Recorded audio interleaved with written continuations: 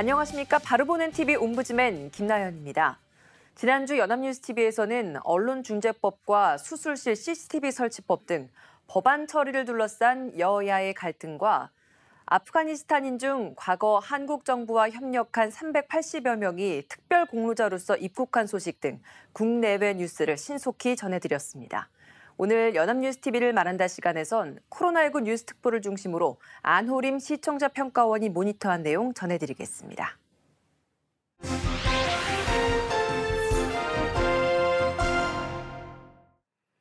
대통령 선거가 다가오면서 여야 대선 예비주자들의 움직임이 활발합니다.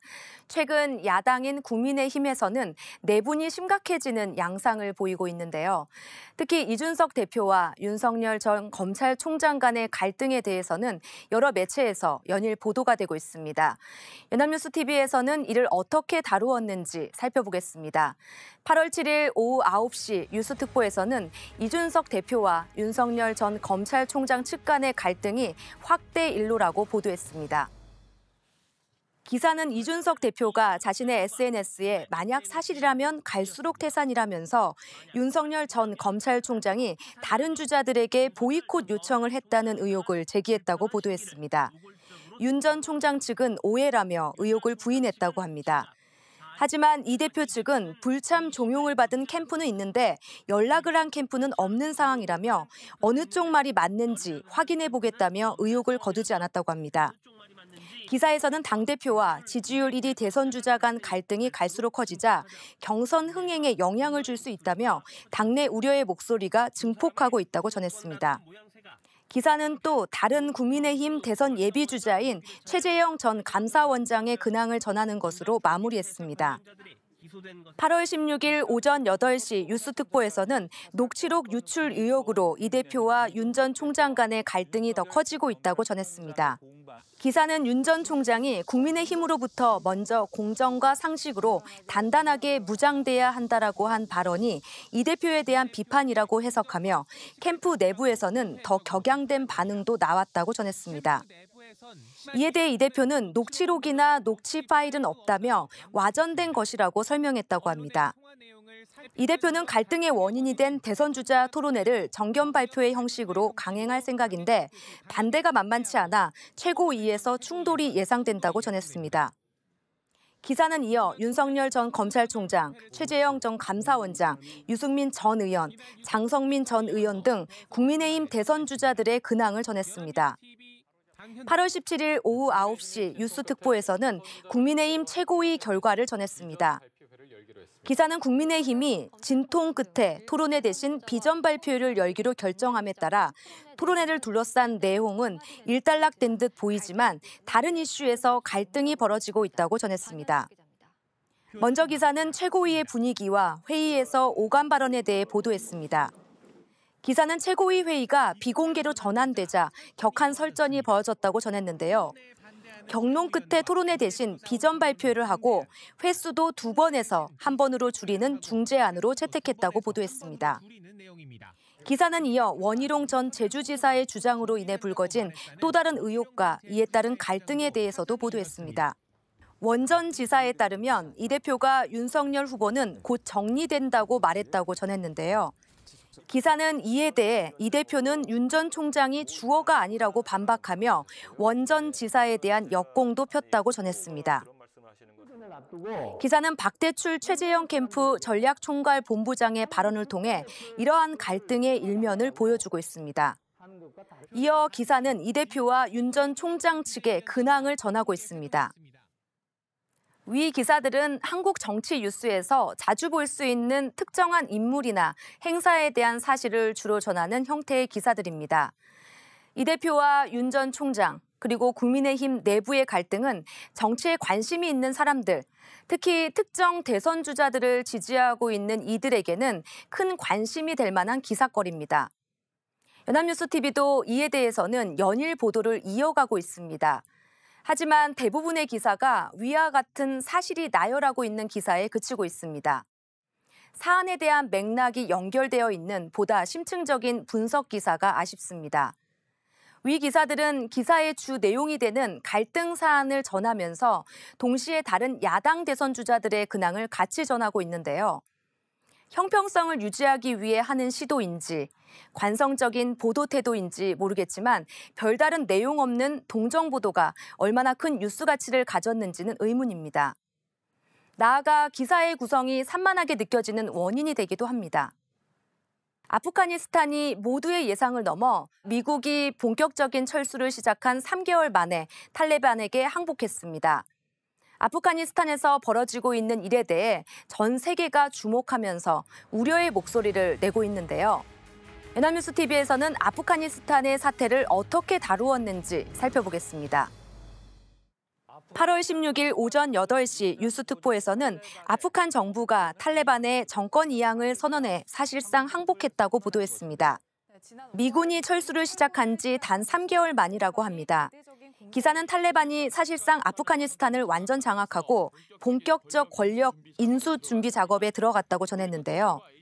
외신을 인용해 아프간 정부가 평화적으로 권력을 이양하겠다는 의사를 밝혔다고 전했습니다. 탈레반은 향후 아프간 내 외국인과 각종 시설 운영 등에 대한 원칙을 밝혔습니다. 특히 여성 혼자서 집 밖에 나가는 것을 허용하고 히잡을 쓸 경우 일자리와 학업에 접근할 수 있다고 밝혔다고 합니다. 같은 날 오후 3시 뉴스특보에서는 이희수 성공회대 이슬람 문화 연구소장과의 인터뷰를 통해 아프가니스탄이 급속하게 몰락한 이후 탈레반 정권을 둘러싼 국제사회의 대응 전망에 대해 조망했습니다. 인터뷰 첫 질문은 예상보다 훨씬 빠른 시간 내에 탈레반이 수도 카불까지 장악할 수 있었던 이유에 대한 질문이었습니다. 이희수 교수는 이에 대해 정통성을 갖지 못하고 국민의 지지나 심지어 미국이 인정조차 받지 못한 아프간 정부가 내부로부터 이미 붕괴된 상태였다고 대답했습니다. 앵커는 두 번째로 아프간 정부의 붕괴, 특히 아슈라프 가니 대통령의 무책임한 도피에 대해 질문했습니다. 이에 대해서 이 교수는 아슈라프 가니 대통령은 겉으로만 대통령인 미국에 의해 만들어진 정부의 수장이었을 뿐 생명의 위협을 느껴 국가의 위기를 방치하고 도피한 것으로 보인다고 답했습니다. 과거 탈레반 집권 시기로 돌아가지 않을까 하는 우려에 대한 질문에는 20여 년이 흘러 아프간 사람도 변했고 집권 후 국가 재건에 국제사회의 도움이 절실하기 때문에 과거와 같은 폭압적인 방식의 통치는 불가능할 것이라고 전망했습니다. 이 교수는 탈레반의 재집권이 미국이 또 다른 실패를 의미한다고 평가했습니다. 마지막 질문은 국제사회가 탈레반에 대한 어떠한 입장을 취할 것인지에 대한 것이었는데요. 이희수 교수는 국제사회가 탈레반을 인정하지 않는 분위기는 곧 바뀔 것이라고 전망했습니다. 현재 유일무이한 집권 능력을 가진 집단이 탈레반이며 주변 국가나 이슬람 국가로부터 서서히 인정해 나가면서 국제사회도 입장을 바꿀 것이라고 전했습니다.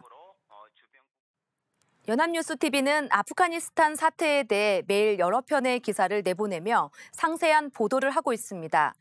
사실 보도가 대부분이지만 간혹 상세한 분석, 해설 기사를 내보내어 시청자들의 이해를 돕고 있습니다. 특히 16일 오후 3시 뉴스특보에서의 인터뷰는 한국 내 이슬람 국가에 대한 권위자인 이희수 교수의 다른 기사에서는 접하기 힘든 상세한 설명과 분석을 설명해 주어서 사태를 이해하는 데 큰 도움이 됐습니다. 다만 첫 번째 질문과 두 번째 질문은 사실상 동일한 질문으로 들릴 수가 있었는데 이희수 교수가 잘 대답해서 무리가 없었다고 보입니다. 앵커의 질문을 보다 정교하게 준비하는 게 필요해 보입니다. 지난 15일 광복절에는 일제를 상대로 한 독립투쟁사의 기념비적 사건인 봉오동 전투의 영웅 홍범도 장군의 유해가 고국으로 돌아왔습니다. 연합뉴스TV에서도 이 일에 대해서 8월 15일에서 18일까지 집중 보도했습니다. 15일 오후 11시 뉴스특보에서는 홍범도 장군의 유해 송환 소식을 전했습니다. 기사는 광복 76년 만에 고국에 돌아온 홍범도 장군의 유해가 광복절인 15일 고국에 돌아왔다는 소식을 전했습니다. 정부는 최고 등급 훈장인 대한민국장을 추서하고 이틀간 국민 추모 기간을 두기로 했다고 합니다. 기사는 의장대에 의해 홍범도 장군의 유해가 운구되는 장면과 문 대통령이 이를 맞이하는 장면을 보여주고 있습니다. 홍범도 장군은 1920년 봉오동 전투에서 일본 정규군을 대파하고 이후 연해주로 피신했다가 스탈린의 강제 이주 정책으로 카자흐스탄에서 말년을 보냈다고 전했습니다. 원래 홍범도 장군의 유해는 작년 봉오동 전투 100주년을 맞추어 봉화될 계획이었지만 코로나19로 인해 1년이 늦어졌다고 합니다. 지난 8월 18일 오후 5시 뉴스특보에서는 이날 거행된 홍범도 장군의 안장식을 보도했습니다. 기사는 간략하게 안장식의 진행을 스케치합니다. 홍범도 장군의 유해는 독립유공자 제3묘역에 안장됐는데 여기에는 청산리 전투의 이화일, 박승길, 김운서 지사 등이 영면하고 있다고 합니다. 이어 기사는 문 대통령의 연설의 한 대목을 보여주면서 문 대통령이 연설 도중 눈시울을 붉히기도 했다고 전하고 있습니다. 홍 장군의 관이에는 대한민국의 흙과 장군이 묻혀있던 카자흐스탄 크즐 오르다의 흙이 뿌려졌다고 전했습니다. 홍범도 장군 유해 송화는 모든 매체에서 상당한 비중을 두고 보도한 특히 광복절이라는 조국의 독립을 위해 모든 걸 바친 애국 선열 등을 기리는 날을 맞아서 집중 보도된 사안입니다. 연합뉴스TV도 비중 있게 보도했는데요. 하지만 연합뉴스TV가 보도 전문 채널이라는 점을 생각해 볼 때 지상파 뉴스와 종편 채널의 뉴스들과의 차별성이 눈에 띄지 않았습니다. 뉴스를 전문적으로 하는 채널이라면 단순히 비슷한 뉴스를 계속해서 내보내는 관성적인 보도보다는 깊이 있고 다른 채널에서는 접하기 힘든 심층적인 내용을 발굴해 다루어야 하는 것이 아닌가 생각이 듭니다.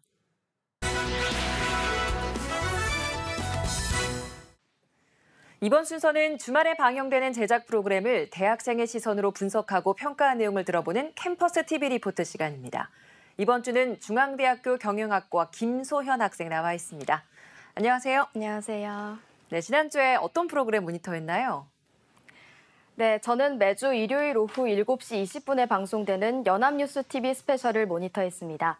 지난 22일 방송에서는 델타 변이와 백신 접종, 앞으로의 방역은 이란 주제로 기존과는 전혀 다른 4차 유행의 확산으로 우리 사회는 어떤 방역 전략으로 맞서야 하는지가 다뤄졌습니다. 그럼 자세한 모니터 내용 전해드리겠습니다.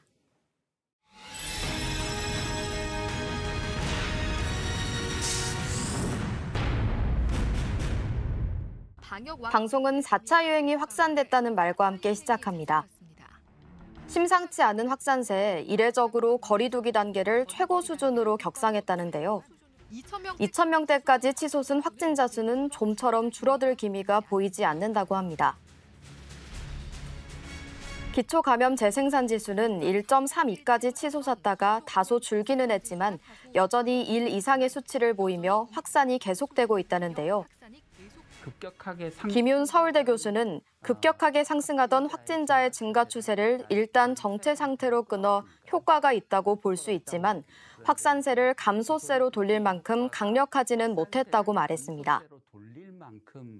델타 변이가 확산하면서 백신 접종 후에도 감염하는 돌파 감염 사례도 늘고 있다는데요. 길어진 거리두기에 국민들의 피로감이 높아지고 휴가철까지 겹치면서 이동량이 많았던 것도 한몫했다고 합니다.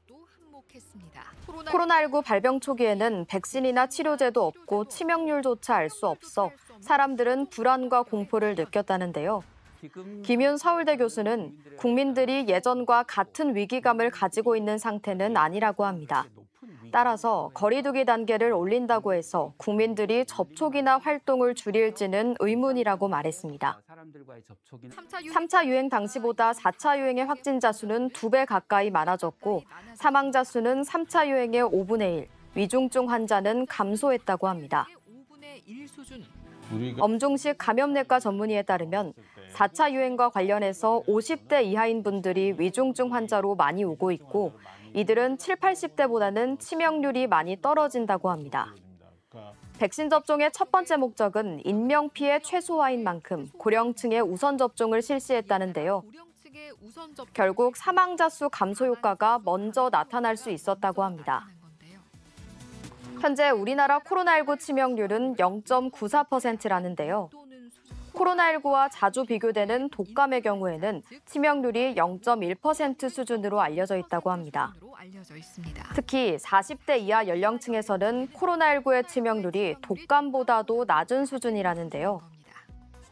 치명률은 누적 확진자 대비 누적 사망자 수의 비율인데 치명률이 낮아진 건 확진자의 수가 급증한 영향도 있다고 합니다.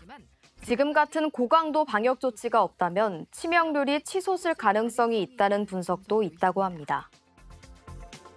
미국 감염병 학회는 접종률이 80에서 90%는 돼야 집단 면역이 가능하다는 분석을 했다는데요. 정재훈 교수는 인플루엔자는 정기적으로 고위험군에 대한 접종이 이루어지고 있고 상용할 수 있는 치료제가 있기에 지금 정도로 치료되고 있다는데요. 코로나19도 백신 접종률이 매우 높아진다면 장기적인 관점에서는 인플루엔자처럼 관리가 될 수 있겠지만 아직까지는 갈 길이 멀다고 말했습니다. 앞서 높은 백신 접종률을 달성한 국가들의 사례도 이 같은 주장을 뒷받침하고 있다는데요.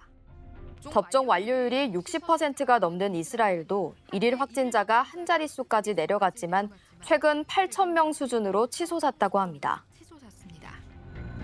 많은 자원과 비용이 소요되는 현재의 의료 대응 방식도 새로운 논의가 필요하다는데요. 임승관 감염내과 전문의는 지금의 방식을 고집한다면 병상 확보도 불가능할 뿐더러 추가적인 손해가 막대할 수 있다고 합니다. 손해가 너무 막대할 수 있어요. 이에 생활치료센터를 대체할 자가치료 방식이 검토되고 있다는데요. 전화와 휴대전화 앱을 이용해 집에 있는 코로나19 확진자를 의료진이 수시로 확인해 필요할 경우 비대면 진료나 병원 이송을 한다고 합니다. 임승관 경기도 코로나19 홈케어 운영단장은 홈케어 서비스를 통해 굳이 모든 확진자를 시설 격리하지 않아도 우리에게 필요한 안전은 확보할 수 있음을 확인하고 있다고 전합니다. 계속되는 변이에도 코로나19의 위험을 낮출 유일한 무기는 백신이라며 젊은 층의 대규모 접종이 이루어지는 앞으로의 두세 달이 중요하다는 말로 방송은 마무리됩니다. 무엇보다 중요한 이유입니다. 네, 모니터한 내용 잘 봤습니다. 정말 전파력이 강한 델타 변이가 다시 등장하다 보니까 정부 역시도 새로운 거리두기 체계의 변화 그리고 의료 체계 시스템 자체를 좀 정비하려고 하는 움직임을 보이고 있는 것 같습니다. 이번 연합뉴스 TV 스페셜을 보면서 김소연 학생은 어떤 부분이 가장 인상 깊었나요? 네, 저는 후반부에 언급된 자가치료 방식이 인상적이었습니다. 많은 자원과 비용이 소요되는 현재의 의료 대응 방식을 대체할 효과적인 대응책이라는 생각이 들었는데요. 특히 위중증 환자를 위한 병상 확보, 그리고 의료진과 환자 모두 편리한 방식으로 코로나19에 대응할 수 있겠다는 생각을 했습니다. 앞으로도 이 제도가 안정적으로 정착해 도움이 됐으면 좋겠다는 생각이 들었습니다. 네, 수고 많았습니다. 지금까지 중앙대학교 경영학과 김소연 학생이었습니다. 고맙습니다. 감사합니다.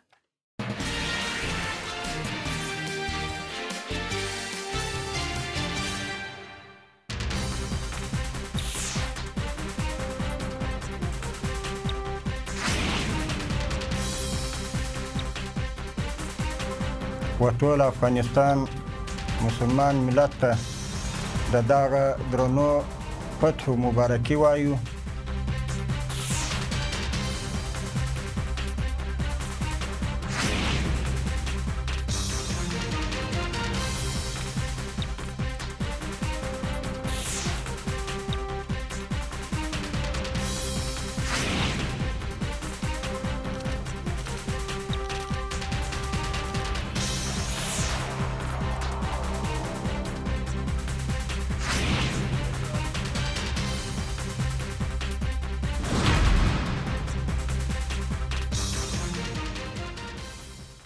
이슬람 극단주의 무장정파 탈레반이 20년 만에 아프가니스탄을 재점령했습니다. 아프간 국민은 극심한 혼란에 빠졌고 세계 각국은 우려의 시선으로 이번 사태를 바라보고 있습니다.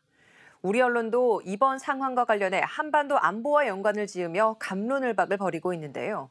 오늘 TV와 비평에서는 탈레반의 아프간 정권 탈환과 그 여파에 대해 언론에선 어떻게 보도하고 있는지 자세히 알아보겠습니다. 경희대학교 커뮤니케이션 연구소 이장환 교수 자리하셨습니다. 어서 오세요. 안녕하세요. 네, 탈레반이 아프간 정권을 다시 장악했습니다. 네네. 그 과정을 일단 좀 간략하게 짚어보고 네. 싶고요. 현재 아프간 상황과 탈레반 움직임에 대해서 언론은 어떻게 보도하고 있습니까?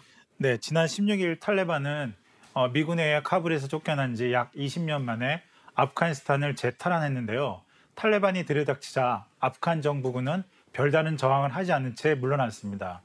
1994년 결성된 탈레반은 2001년 9월 11일 2,700명의 목숨을 앗아간 테러 공격으로 인해 미국과 연합군에 의해 축출되었는데요.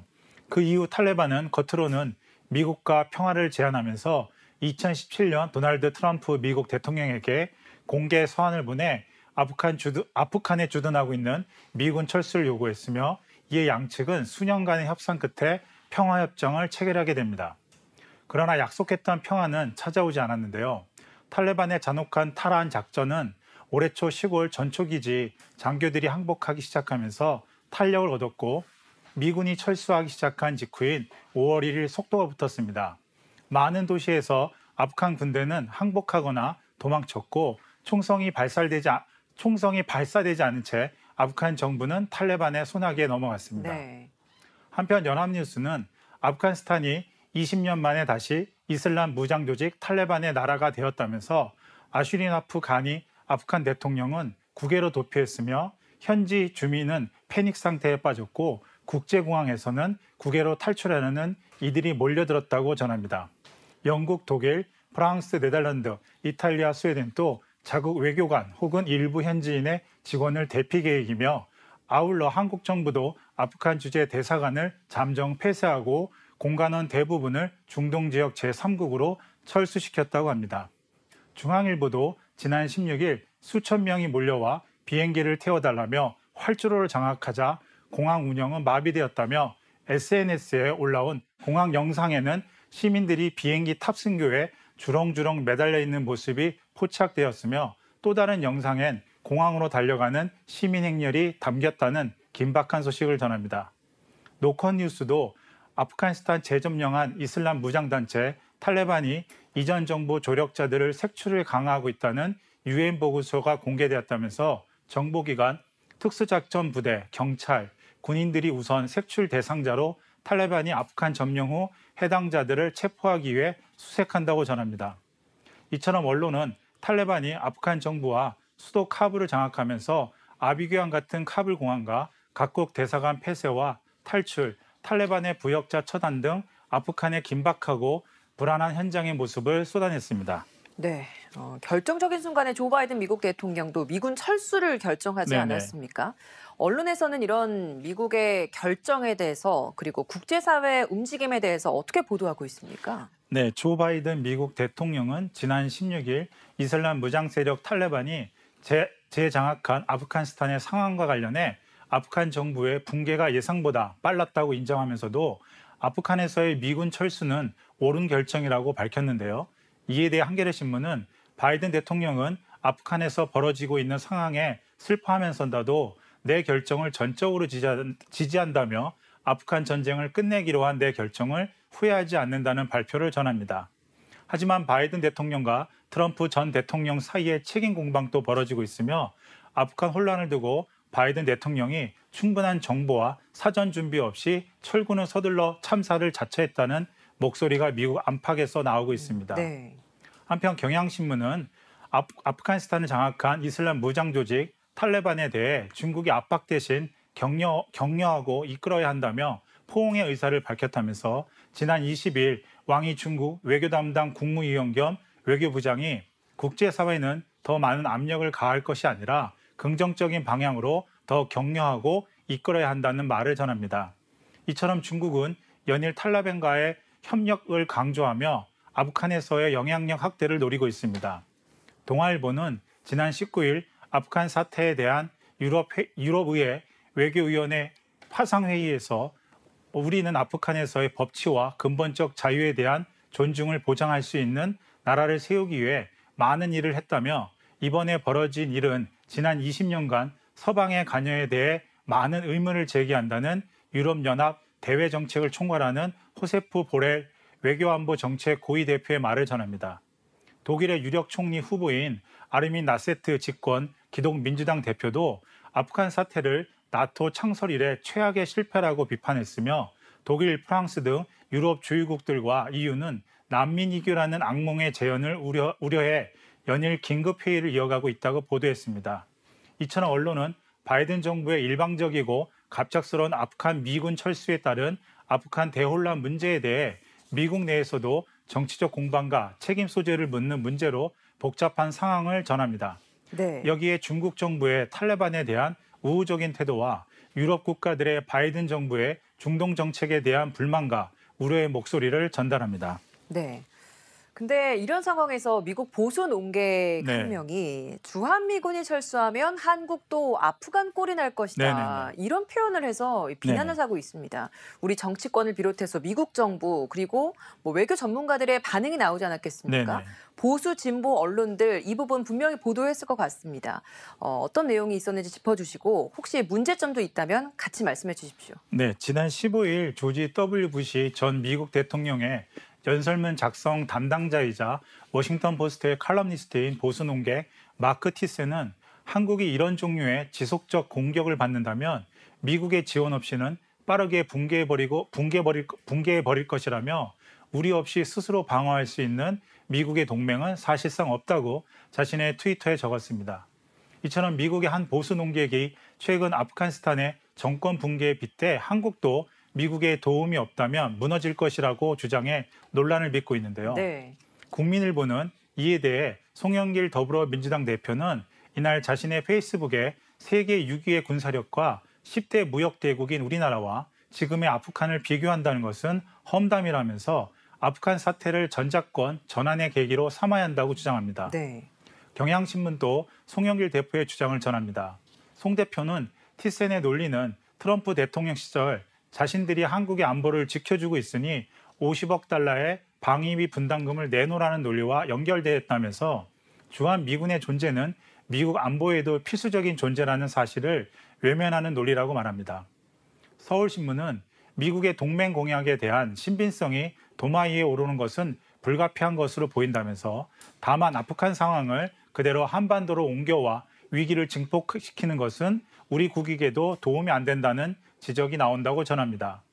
김정 북한대학원 대학교 교수는 아프간 사태를 과대 해석하지 말고 앞으로 5년, 10년 뒤 미국이 동아시아에서 발을 서서히 뺄 수 있다는 전제하에서 한국이 할 수 있는 역할을 고민해야 한다면서 이번에도 공론화되지 않으면 우리의 안보적 비전은 암울해질 것이라는 주장을 합니다. 네. 오마이뉴스는 티센의 발언에 논란이 되자 지난 18일 제이크 살리먼 미국 백악관 국가안보보좌관은 정례 브리핑에서 한국이나 유럽은 내전이 없을 때에도 외부의 적에 대항해 동맹을 보호하기 위해 오랫동안 미군이 주둔해왔던 곳이라며 아프간에서의 미군이 주둔했던 것과는 근본적으로 다르다고 발표합니다. 이처럼 보수 진보 언론은 미국 보수 논객의 주한 미군이 철수하면 한국도 아프간 정부처럼 붕괴할 수 있다는 주장에 대해 한국의 국방력은 아프간 국방력과 비교할 수 없을 만큼 강하다는 한국과 미국 정치인의 목소리를 담아 비판합니다. 하지만 보수 진보 언론은 미국의 보수 논객 한 명이 트위터에 올린 일방적인 주장에 대해 부안해동하면서 아프간 정부와 한국의 군사력을 비교하고 한미동맹이 불안하다는 등의 전쟁 공포만을 증폭시키는 자극적인 보도 방식은 문제였습니다. 예. 이번 아프간 사태가 거리는 멀지만 우리 안보와도 충분히 네네. 관련이 있는 사안이기도 하고 그리고 미국이 중동을 떠나면서 주변의 열강들의 어떤 움직임들도 다시 수면 위로 올라올 그 시점입니다. 네네. 이런 중요한 시점에 바람직한 보도 태도 짚어주시죠.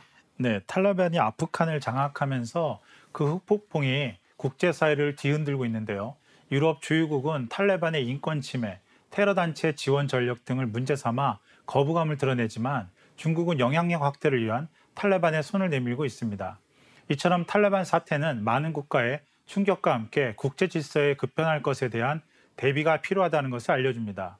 우리 언론은 탈레반 아프간 사태와 관련한 주한미군 철수 및 전시작전권 회수 등의 민감한 이슈를 보도할 때 반드시 팩트체크와 국제 외교 안보에 대한 정확한 분석과 해석이 있는 심층적인 국제 뉴스를 보도해야 합니다. 네. 또한 강대국이 생산해내는 국제 뉴스 보도는 중동 지역을 타자할 뿐 아니라 자국의 이해관계에 맞게 보도를 생산해내는 경우가 많습니다. 우리 언론은 사건의 본질을 파악하면서 이 지역의 역사적 맥락을 정확히 이해한 국제뉴스 보도가 절실히 필요합니다. 여기에 특파원들이 취재한 기사보다는 AP에 따르면, 노이터에 따르면이라는 외신 받아쓰기식 보도의 관행이 너무 많습니다. 이번 아프간 사태를 보도할 때 외신 인용보다 우리의 국익 관점에서 냉정한 시각으로 아프간 사태를 보도해야 합니다.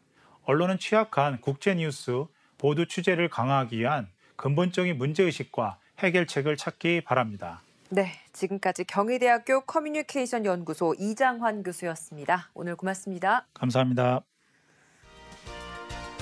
옴부즈맨 제작진은 시청자 여러분의 다양하고 소중한 의견을 기다립니다. 방송을 보고 느낀 소감을 연합뉴스TV 홈페이지 시청자 게시판이나 SNS로 보내주시기 바랍니다. 저희는 다음 주에 다시 찾아뵙겠습니다. 시청해주신 여러분 고맙습니다.